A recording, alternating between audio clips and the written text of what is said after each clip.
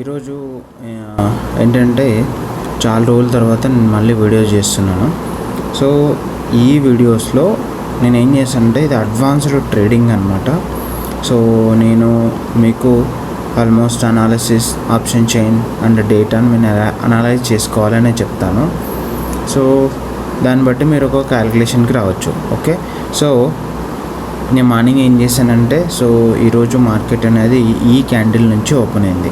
Okay, so ఇక్కడ నుంచి open అయింది మార్కెట్. సో ఈ 5 minutes క్యాండిల్లో నేను చూస్తున్నది 5 minutes క్యాండిల్ నేను చూస్తున్నాను టైం ఫ్రేమ్లో. సో నేను మార్నింగ్ ఏం గీసానంటే సపోజ్ మేజర్ మార్కెట్ ఈ ఏరియా ప్రీవియస్ సపోర్ట్కి అండ్ ఈ రెసిస్టెన్స్ ఏదైతే ఉందో ఈ రెసిస్టెన్స్ దగ్గరికి వస్తుంది అని అనుకున్నాను. సో ద మార్కెట్ అనేది సేమ్ అలానే మనకు సప్లై అండ్ డిమాండ్కి తగినట్టే అలా వెళ్ళింది. సో మనకి ఇక్కడ ఈ సపోర్ట్ లైన్ ఏదైతే ఉందో ఈ సపోర్ట్ లైన్నే ఈ క్యాండిల్ మనకు సపోర్ట్ తీసుకొని దెన్ అగైన్ మనకు మార్కెట్ అనేది ఒక్కసారి ఇక్కడ ఈ రెసిస్టెన్స్ని బ్రేక్ అయిన తర్వాత స్ట్రాంగ్గా మళ్ళీ పైకి వెళ్ళింది. సో మనం ఇక్కడ చూస్తే ఇక్కడ ఏం జరిగిందంటే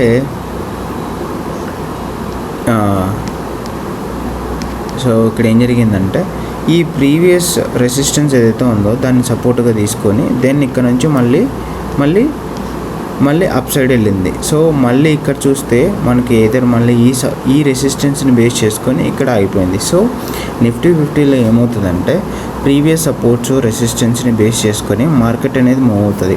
ఎందుకు మార్కెట్ అలా మూవ్ అవుతుంది అంటే సపోజ్ ఇక్కడ ఎఫ్ఐఎస్ కానీ డిఐఎస్ కానీ మనకు ఇక్కడ ఎక్కువగా మనకు ఆర్డర్స్ అనేది ప్లేస్ చేస్తారు. ఎవరు చేస్తారు? సపోజ్ ఈ సిస్టంలో నాకు ఈ 24,375 దగ్గర ఎక్కువ ఆర్డర్స్ ప్లేస్ చేశారనుకుంటే అక్కడ ఏమవుతుందంటే మార్కెట్ సెల్ అవుతుంది. మార్కెట్ ఇక్కడ సెల్ అయిపోయింది ఏమవుతుందంటే కిందకి పుట్ సైడ్ మార్కెట్ రావడం స్టార్ట్ అవుతుంది. ఎగ్జాంపుల్ ఎందుకు నిఫ్టీ 50లో ఇక్కడ నుంచి అంటే నిఫ్టీ 50లో చేస్తారంటే కాదు. సో నిఫ్టీ 50లో ఉన్న 50 స్టాక్స్ ఏదైతే ఉన్నాయో 50 స్టాక్స్లో ఈ దేనికి వెయిటేజ్ ఎక్కువగా ఉంటుంది? రిలయన్స్కి ఎక్కువగా ఉంటుంది, దెన్ హెచ్డిఎఫ్సికి ఉంటుంది, దెన్ తర్వాత మళ్ళీ టీసీఎస్, ఇన్ఫోసిస్, విప్రో ఇలా ఉంటుంది. సో ఈ టాప్ పర్ఫార్మెన్స్ ఎవరైతే ఉన్నారో ఆ మార్కెట్ సపోజ్ ఇక్కడ నేను రిలయన్స్ ఓపెన్ చేస్తాను. రిలయన్స్ ఓపెన్ చేస్తే మీకు ఒక ఐడియా వస్తుంది. సో ఇక్కడ చూడండి, ఇక్కడ చూస్తే సో మార్కెట్ అనేది రిలయన్స్ని బేస్ చేసుకొని అండ్ మార్కెట్లో ఎక్కువగా ఈ మార్కెట్లో నిఫ్టీ 50లో ఉన్న స్టాక్స్లో ఏ స్టాక్స్ అయితే మనకు అప్ అవుతాయో దాన్ని బట్టి మనకు మార్కెట్ అనేది మూవ్ అవుతుంది. సో చూడండి ఇక్కడ మళ్ళీ సపోర్ట్ తీసుకుంది. సో మనం ఇక్కడ నుంచి మళ్ళీ కాల్ సైడ్ వెళ్తుందని ఎక్స్పెక్ట్ చేయొచ్చు. ఎక్కడి వరకు? ఏదర్ ఇక్కడ వరకు కానీ ఇక్కడ వరకు కానీ వెళ్తుంది. సపోజ్ మళ్ళీ మార్కెట్ ఈ రెసిస్టెన్స్ని బ్రేక్ చేసి మళ్ళీ పైకి వెళ్ళిపోయినప్పుడు మళ్ళీ అప్ సైడ్ అనేది తీసుకోవచ్చు. So I'm guessing so market అనేది ఇక్కడ నుంచి ఈ ఏరియా వరకు వెళ్తుందని ఎక్స్పెక్ట్ చేయొచ్చు. సో ఇక్కడ చూస్తే మనకు రిలయన్స్ ఎక్కువగా మనకు వెయిటేజ్ నిఫ్టీ 50లో ఉంటుంది కాబట్టి మనం ఎక్స్పెక్ట్ చేయొచ్చు. సో మార్కెట్ అనేది రిలయన్స్, హెచ్డిఎఫ్సి, టీసీఎస్ వీటిని బేస్ చేసుకొని మనకు మార్కెట్ అనేది మూవ్ అవుతుంది. సో సపోజ్ నేను ఎగ్జాంపుల్ ఇప్పుడు ఆప్షన్ చైన్కి వెళ్ళి ఇమీడియట్గా నేను ప్లేస్ చేస్తాను అనుకోండి. ఇక్కడ 213 దీనికి 24,200. ఇప్పుడు నేను బై దగ్గర 211 దగ్గర నేను చేశాను అనుకుంటే అరౌండ్. సో నేను 210 దగ్గర నేను తీసుకున్నాను అనుకున్న ఎగ్జాంపుల్. సో ఈ 210 దగ్గర నేను తీసుకున్నప్పుడు మార్కెట్ అనేది ఏ విధంగా వెళ్తా చూద్దాం.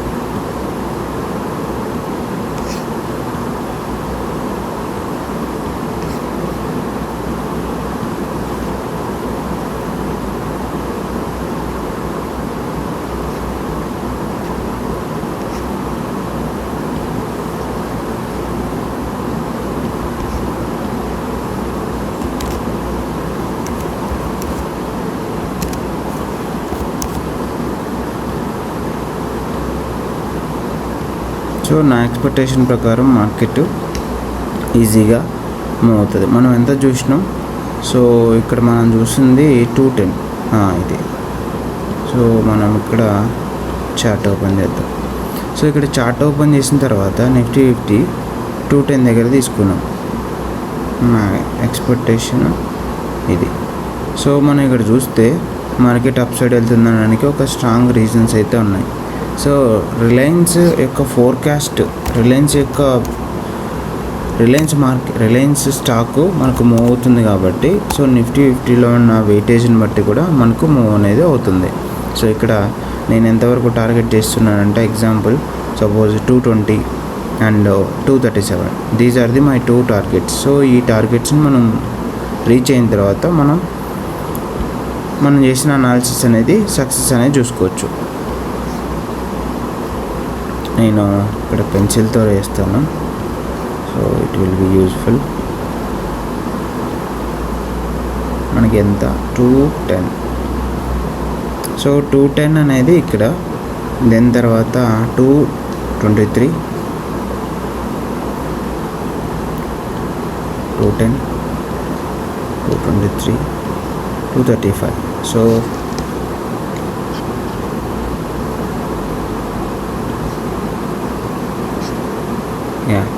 సో మన మార్కెట్ అనేది ఇక్కడ మనం చూడొచ్చు. సో నేను 220 దగ్గరికి వచ్చిన తర్వాత నేను మార్కెట్ ఫస్ట్ టార్గెట్ అనేది ఫిక్స్ చేసుకున్నా అండ్ 220 అనేది నా నెక్స్ట్ టార్గెట్. సో అదేవిధంగా మనం ఈ ఫైర్స్లో కూడా అనాలిసిస్ చేసుకోవచ్చు. ఎగ్జాంపుల్ సో మార్కెట్ అనేది ఎటువైపు ఉంది అని చూసుకోవడానికి ఇక్కడ మనం ఈ డేటాకి వెళ్తే ఓఐ ఇప్పుడు చూడండి, ఇక్కడ పీసీఆర్ 1.05 ఉంది. సో మార్కెట్ అనేది అప్ సైడ్ వెళ్ళడానికి ఎక్కువగా ఛాన్సెస్ ఉంది. ఇక్కడ లాంగ్ బిల్డ్ కూడా అనాలిసిస్ వచ్చింది కాబట్టి సో మనకు వాల్యూమ్ చూసుకున్నా కూడా 10 CR ఉంది, ఇక్కడ 7 CR ఉంది, ఇక్కడ 15 CR, ఇక్కడ 8 CR ఉంది.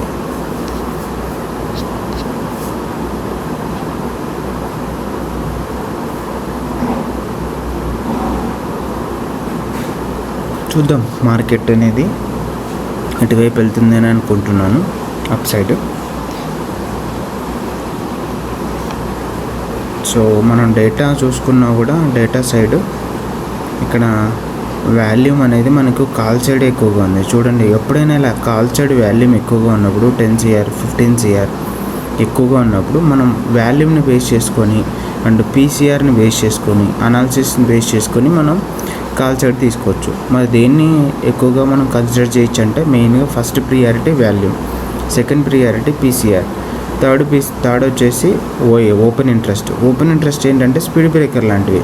సపోజ్ మనకి ఎక్కడ సపోర్ట్ ఉంటుంది, ఎక్కడ రెసిస్టెన్స్ ఉంటుందని మనం చూసుకోవచ్చు.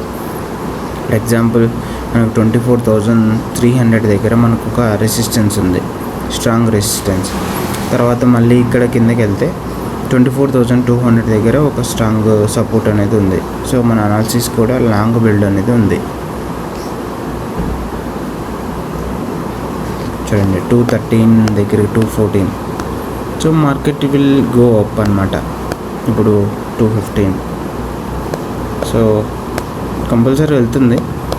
సో అనాలిసిస్ ప్రకారం 216, 220 వస్తే మన ఫస్ట్ టార్గెట్ మనం క్లోజ్ చేసేయచ్చు. అంటే 5% of the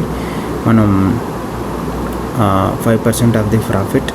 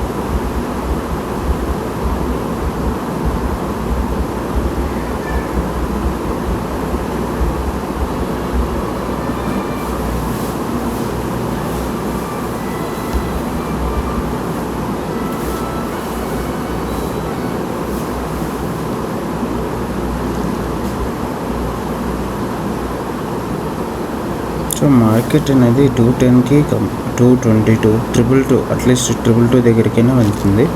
then once 222 reach అయిన తర్వాత మళ్ళీ కొంచెం కరెక్షన్ అయ్యి మళ్ళీ 235 దాకా వెళ్ళొచ్చు. బట్ మన ఫస్ట్ టార్గెట్ వచ్చేసి 220.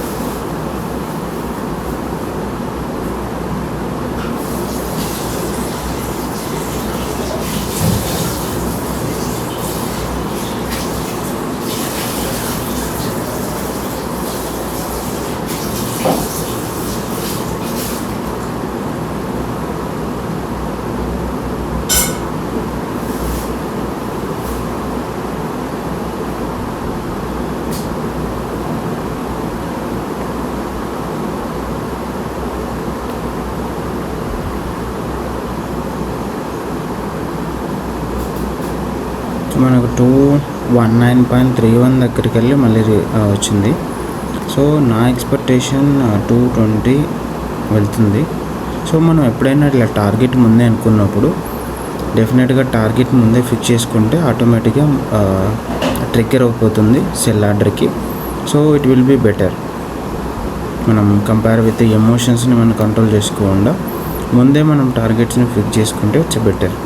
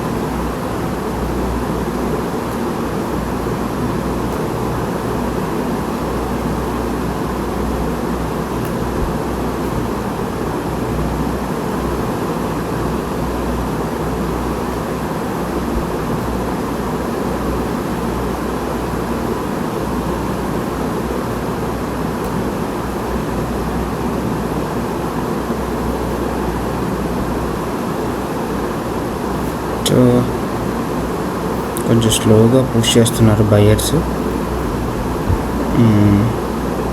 సో చూద్దాం. 220 is my first target.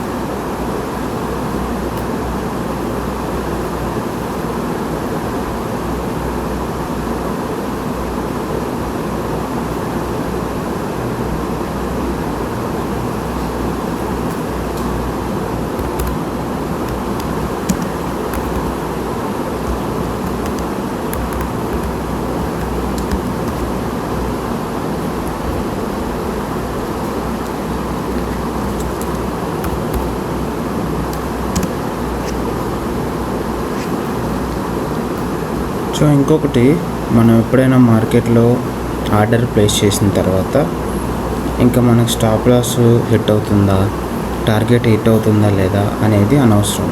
So మన అనాలిసిస్ ప్రకారం మనం హోల్డ్ చేస్తున్నామా లేదా, ఆ మధ్యలో ఇక్కడికి ఈ ఏరియాలో ఎగ్జాంపుల్ ఈ ఏరియాలోనే తిరుగుతూ ఒక 1 hour 2 hours ఉన్నా కూడా మనకు అభ్యంతరం లేదు. ఏదర్ టార్గెట్ అయినా రీచ్ అవ్వాలి, ఏదర్ స్టాప్ లాస్ అయినా రీచ్ అవ్వాలి. సో దట్ ఈజ్ మన టార్గెట్. సో దాని గురించి ఆలోచించాలి, దాని గురించి వెయిట్ చేయాలి.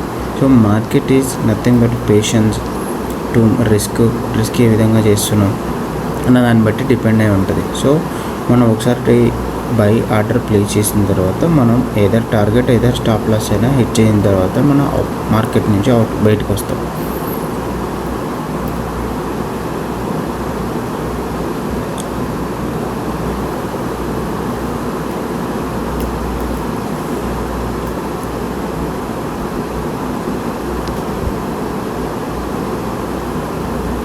ఒకవేళ స్టాప్ లాస్ ఉంటే 200 దగ్గర మనం స్టాప్ లాస్ అనుకోవచ్చు.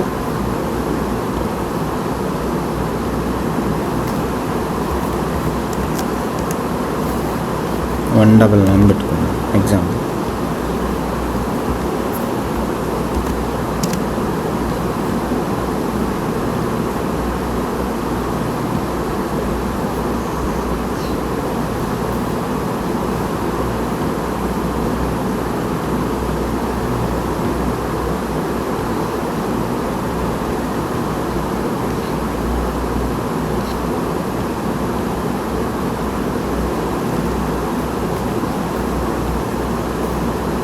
సో 220 రీచ్ అయిన తర్వాత నేను ఎగ్జిట్ అయిపోతాను. సో 233 అనేది మనం స్టాప్ లాస్ అలా ట్రై చేయొచ్చు. బట్ మనం 220 అనేది ఫస్ట్ 5% అనేది మనం క్లోజ్ చేయొచ్చు.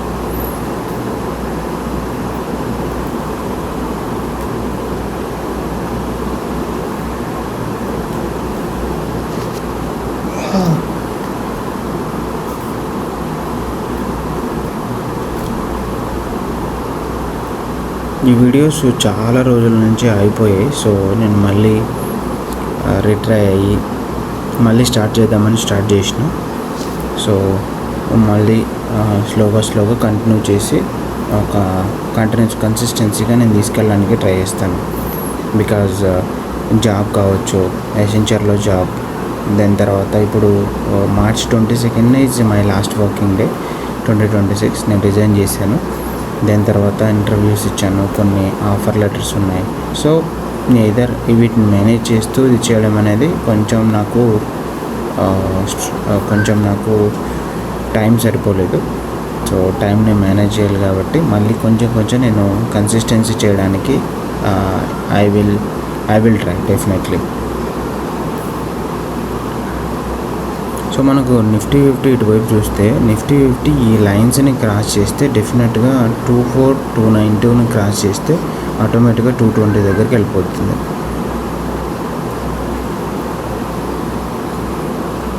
చూడండి మన నిఫ్టీ 50 కొంచెం మూవ్ అయితేనే ఇక్కడ చాలా కాల్ సైడ్ ఎక్కువగా పుష్ అవుతుంది. సో మార్కెట్లో బయర్స్ అనేది మార్కెట్లో సెల్లర్స్ అనేది పుట్ సైడ్ ఉన్నారు ఈరోజు. సో పుట్ సైడ్ ఉంటే ఏమవుతుంది, ఆటోమేటిక్గా అక్కడ నుంచి పుష్ చేస్తారు. సో బయర్స్ అనే వాళ్ళు మనం కాల్ సైడ్ ఉండాలి.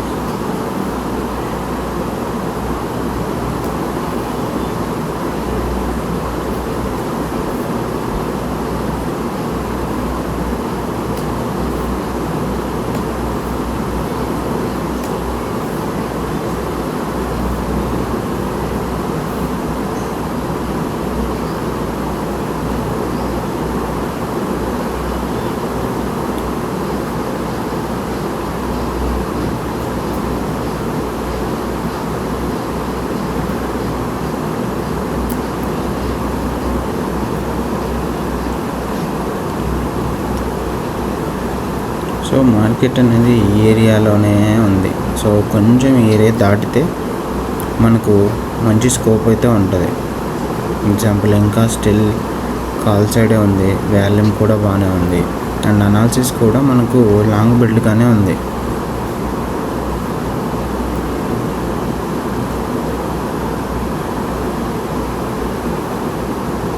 Long buildup.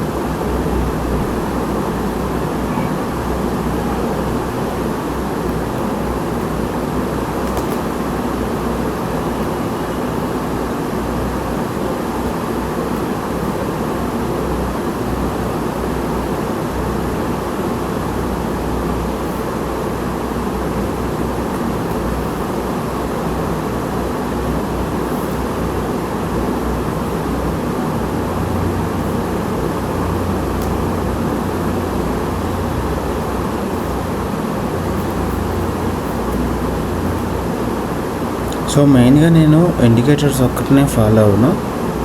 సో డేటాని అనలైజ్ చేసి దాని తర్వాత ఇండికేటర్స్ అనేది మనకు మరీ ఎక్కువ యూస్ఫుల్ అవ్వవు, బట్ ఇట్ విల్ ప్రిడిక్షన్, మనకు కొంచెం ప్రిడిక్షన్ అనేది ఇస్తాయి.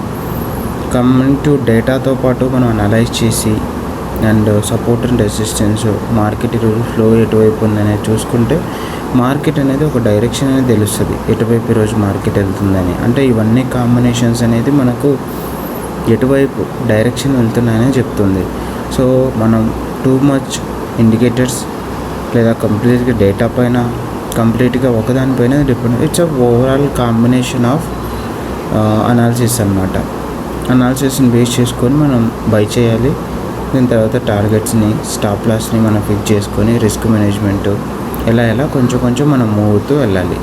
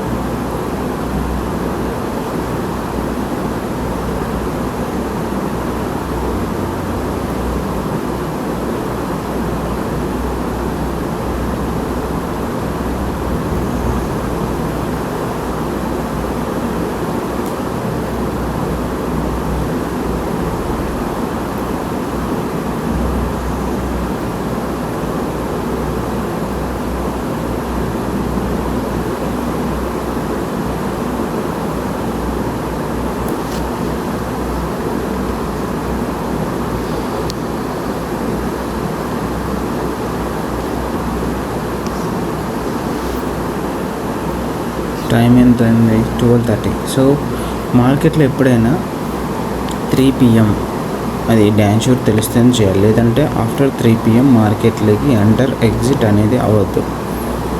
అండ్ స్టార్టింగ్ మార్నింగ్ కూడా 9:15 నుంచి అరౌండ్ ఒక హాఫ్ అన్ అవర్ పాటు మనం మార్కెట్లో ట్రేడ్ అనేది చేయొద్దు.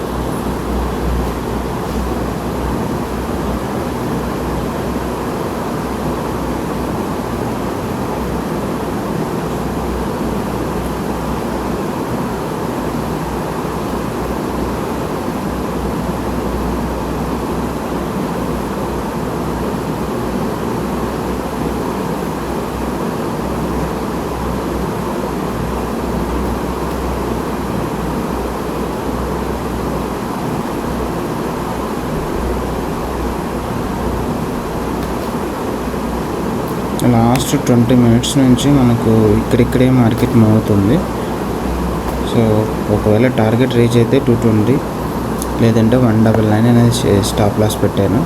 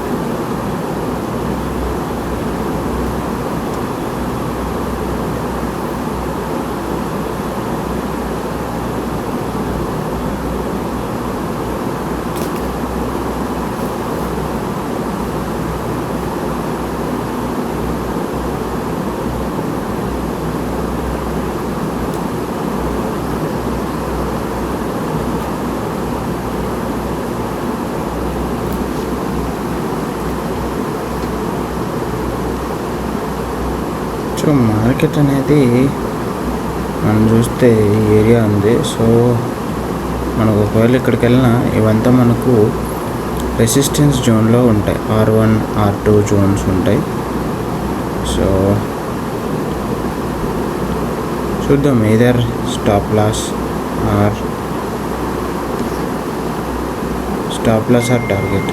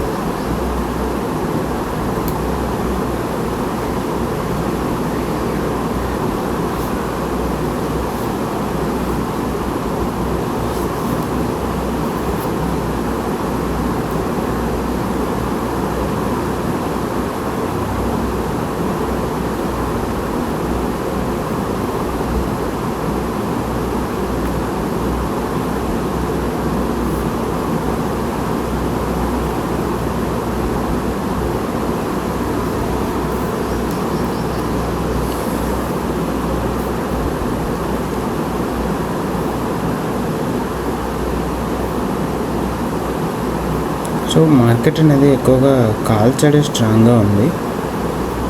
సో మనమైతే ఫియర్ అవ్వాల్సిన అవసరం లేదు. either stop loss, either target. But we need to wait until unless any one మన ట్రిగ్గర్ అయ్యే వరకు వెయిట్ చేయాలి.